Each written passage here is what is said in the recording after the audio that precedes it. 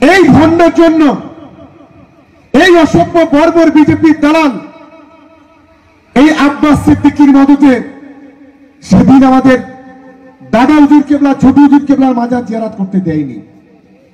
ফুরফুরা শরীফ মাজার কারোর বাপের নয়।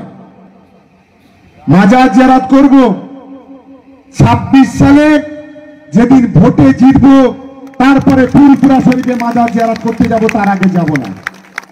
এলাকার কোনো কাজ রেজ্জাক কাকা করেন, তিনি প্রয়াত হয়েছেন, আল্লাহ পাক তাকে জান্নাতে নসিব করুক, এটা আমি চাই। এর মধ্যে একজন সবচাইতে বড় সমাজ বিরোধী আছে, যে সমাজ বিরোধী রামরায়ের ঘেরি বাড়ি। লোক চোর, আমি জানি, চোরের চাইতে বড় ডাকাত।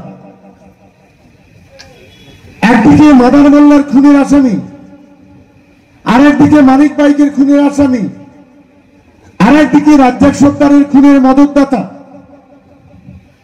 এই অসভ্য বর্বর একটা সময় তৃণমূল কংগ্রেস যখন ক্ষমতায় আসে,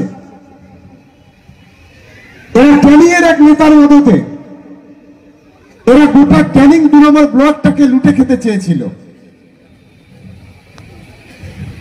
রাতে সকালে দোকান বন্ধ করা, রাতে দোকানদারের সঙ্গে কন্ট্যাক্ট করা, সকালে জমিতে ফ্ল্যাগ মারা, রাতে জমির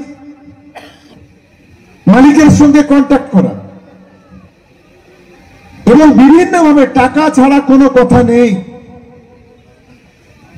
এটাই ছিল তার চরিত্র। ক্ষমতা দখল করার জন্য মানিক বাইকের মতো একজন শান্ত শিষ্ট মানুষকে খুন করেছিল এরা। রাজ্জাক সত্তারের মতো একজন লড়াকু নেতাকে খুন করেছিল এই অপদার্থরা।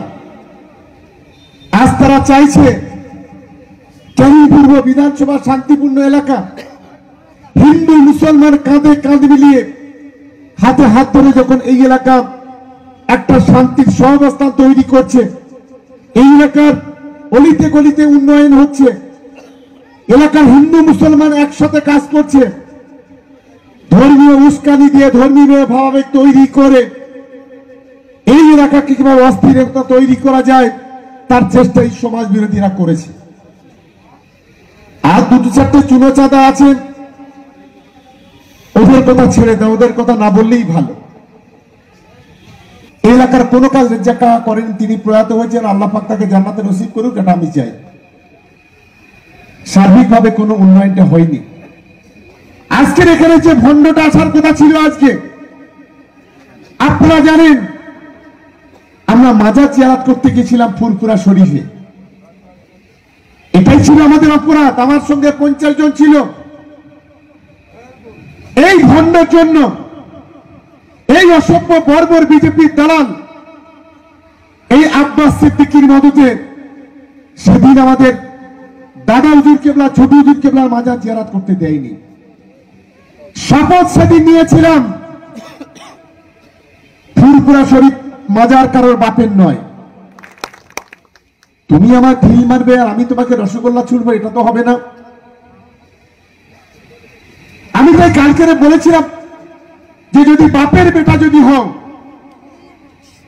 কত বড় হিম্মত, একবার ক্যানিং পূর্বে এসো, শুধু আসলে কোড়ায় গন্ডায় বুঝিয়ে দেব, তোমরা যে অপমান আমাদের করেছো তার যোগ্য জবাব তোমাকে পেতে হবে। এই বিজেপির দালাল এই মুহূর্তে সারা বাংলাতে সবচেয়ে বড় বিজেপি যদি চামচা থাকে, পেশাদার গোলাম থাকে, বিজেপির 5টা গোলাম থাকে, তার নাম হচ্ছে নওশাদ, তার নাম হচ্ছে আব্বাস। এটা হয়তো আপনারা অনেকেই জানেন না।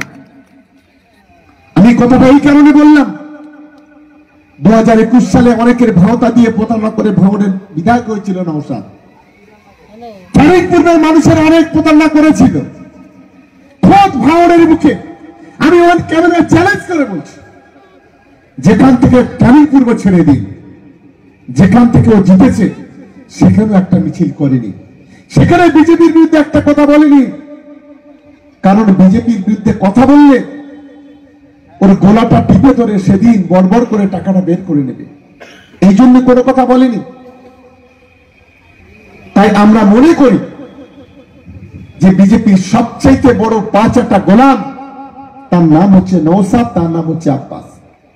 হিন্দু মুসলমানদের ঐতিহ্যটাকে ভেঙে দাও, হিন্দু মুসলমানের ঐক্যটাকে নষ্ট করো। এটাই হচ্ছে আজকে নওশাদের কাজ, আব্বাসের কাজ।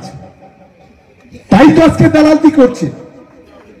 মাননীয় মুখ্যমন্ত্রী পবিত্র রমজান মাসে একটা ইফতার পার্টি করেছিলেন সরকারিভাবে, তৃণমূল কংগ্রেসের ডাকে নয়। সেদিন আমরা দেখলাম ফুরফুরা শরীফের 90 জন পীরজাদা সেদিন দিদির ডাকে সাড়া দিলেন। আসেনি কে? আব্বাস সিদ্দিকী, নওশাদ সিদ্দিকী আর ইব্রাহিম সিদ্দিকী। একজন হচ্ছে সিপিএম এর সবচেয়ে পোষা গোলাম ইব্রাহিম সিদ্দিকী, আর এই দুজন হচ্ছে বিজেপির সবচেয়ে বড় পোষা গোলাম। এরা মমতা দির ডাকে আসেনি। কিন্তু ফুরফুরা শরীফে আমরা দেখেছি একটার সময় কেউ কেউ যারা মমতা বন্দ্যোপাধ্যায়ের সম্পর্কে কুৎসা করত, মমতা বন্দ্যোপাধ্যায়ের সরকারের বিরুদ্ধে অপপ্রচার করত, আমরা দেখলাম তারা বুঝতে পেরেছিল যে এই বাংলায় সাম্প্রদায়িক সম্প্রীতি যদি রক্ষা করতে হয় মমতা বন্দ্যোপাধ্যায় ছাড়া বিকল্প কোনো রাস্তা নেই। তাই তারা দলে দলে সেদিন দিদির ডাকে সোনা দিয়ে যোগদান করেছিল।